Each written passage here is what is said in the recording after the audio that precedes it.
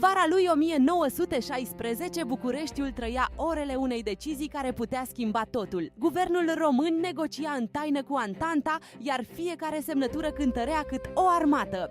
Tratatul secret promitea Transilvania, Banatul și Bucovina dacă România intra în război alături de aliați. Ion Orice Brătianu a ales riscul, convins că momentul unirii istorice nu mai putea fi amânat. În spatele ușilor închise, regele Ferdinand a acceptat o hotărâre care îl despărțea de propria familie. Pe 27 august, România a intrat în război, iar frontierele au început să ardă de speranță. Entuziasmul a fost urmat rapid de retrageri, pierderi și iarna grea a refugiului spre Moldova.